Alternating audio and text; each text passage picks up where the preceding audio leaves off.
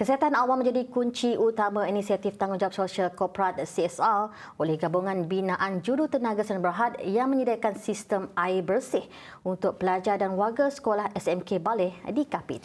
Dan menurut pengurus projek GBJSB, Joe McLaren Tommy, beberapa ujian dan penelitian telah dilakukan pakar yang terlibat bagi memastikan air yang keluar dari pemasangan source hydro panels tersebut benar-benar bersih dan selamat untuk diminum. Menurutnya, fasa pemasangan sistem itu termasuk menyediakan panel, perpaipan, operasi sistem serta pengujian sampel air. Hari ini kami meneruskan aktiviti pemasangan bagi sistem source hydro panel. Seperti yang anda lihat di sini, tim kami tengah membuat parameter setting untuk menjayakan sistem source hydro panel ini.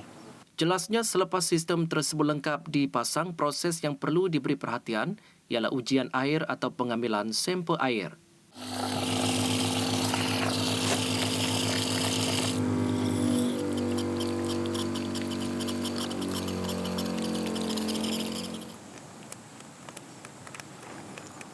Okey, seperti yang anda lihat tadi, sebentar tadi adalah proses pengambilan sampel air, di mana kita perlu memastikan bahawa air yang diminum dalam keadaan baik dan selamat untuk digunakan.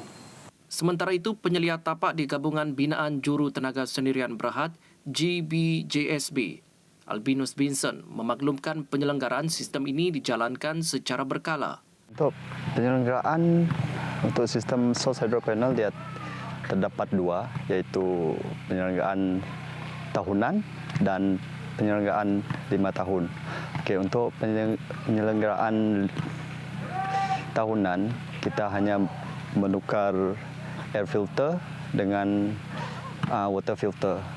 And untuk penyelenggaraan 5 tahun, kita akan menukar mineral block, iaitu kita akan kosongkan tangki air dan isi air baru. Kita akan melakukan flushing sama seperti pemasangan awal lah.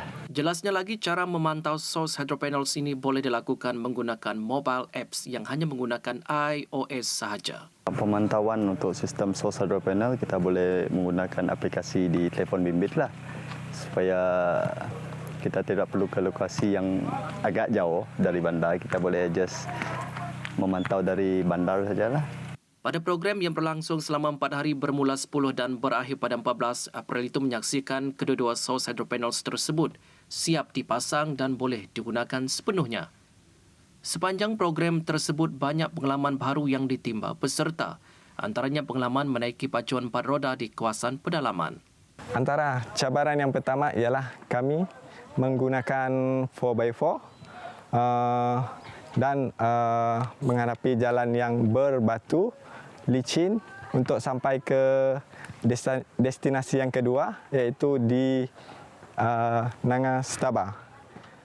Selain itu juga, cabaran yang kedua ialah dari destinasi kedua, iaitu Nangastaba, kami menggunakan bot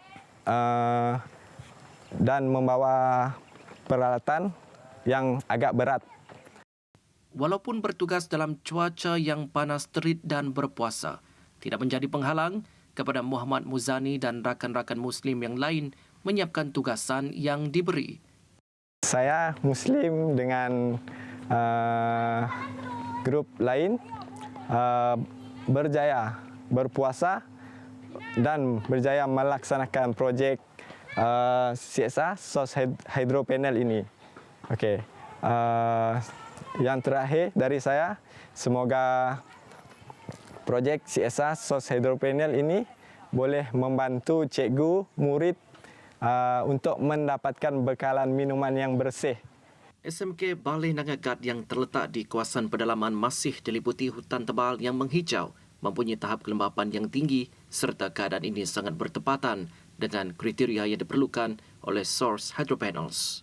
Walaupun menempuh pelbagai cabaran dan rintangan, peserta CSR GBJSB berjaya memasang dan sekaligus menguji sistem air sehingga ianya selamat diminum warga sekolah SMK Baleh. Dengan terlaksananya program tersebut, Gabungan Binaan Jurutenaga Sendirian Berhad, GBJSB yakin dan komited usaha seumpama akan dapat diteruskan pihaknya, terutama yang melibatkan komuniti luar bandar dan pelajar secara amnya. Laporan disediakan Setio Dawi dengan juru kamera Nasrullah, Kapit, TVS.